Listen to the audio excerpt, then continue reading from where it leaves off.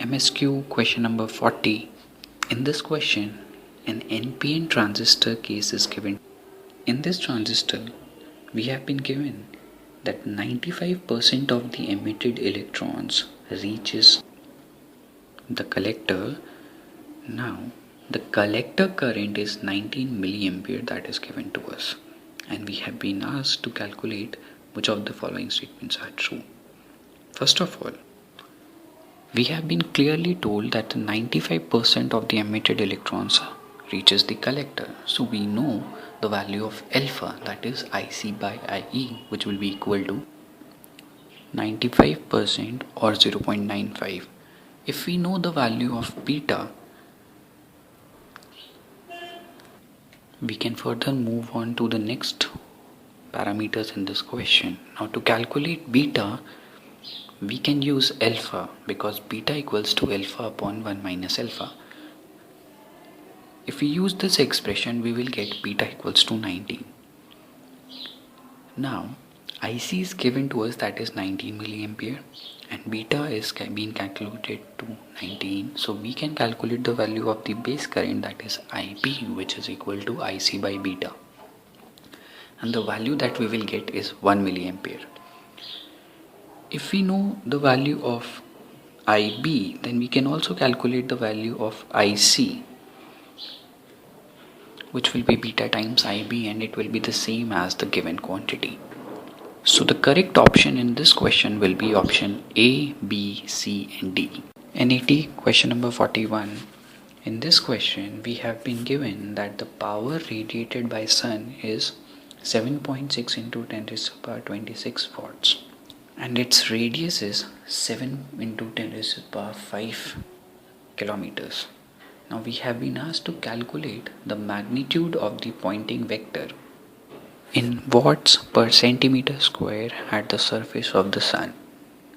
Now the magnitude of the Poynting vector can be calculated by a definition of the Poynting vector, that is, the Poynting vector is equal to the power radiated per unit surface area. Now the power radiated by the sun is given to us, that is 7.6 into 10 raised to the power 26, and the surface area of the sun will be 4 pi r square. So the area or the surface area of the sun can be written as 4 into pi into r square.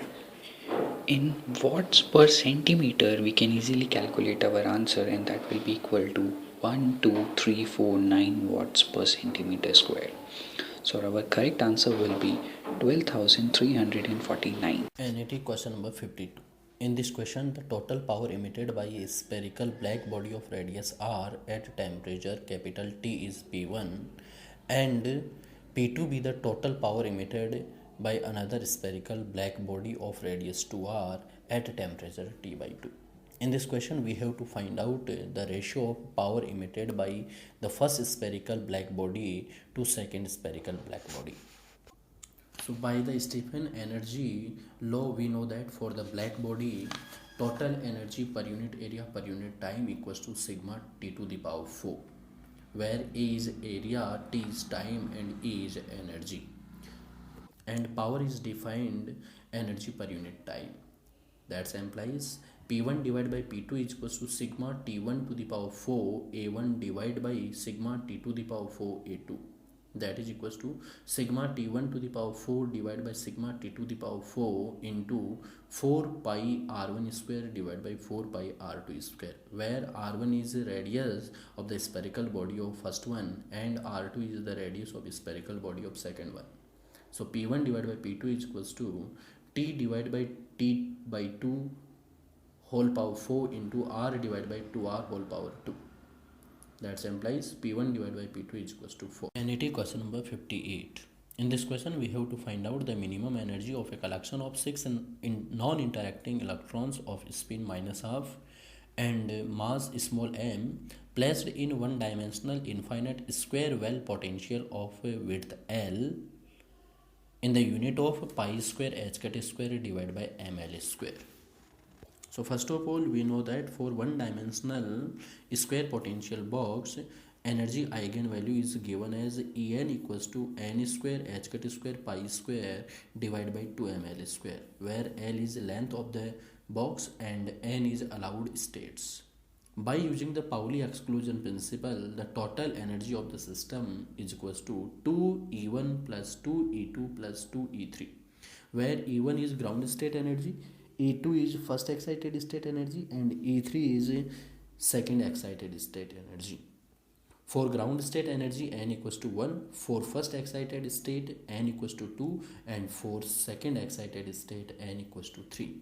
So total energy of the system is 2 into pi square h cut square divided by 2 ml square plus 2 into 4 pi square h cut square divided by 2 ml square plus 2 into 9 pi square h cut square divided by 2 ml square. That is equals to 14 pi square h cut square divided by ml square. That is equals to 14 pi square h cut square divided by ml square. So answer is 14.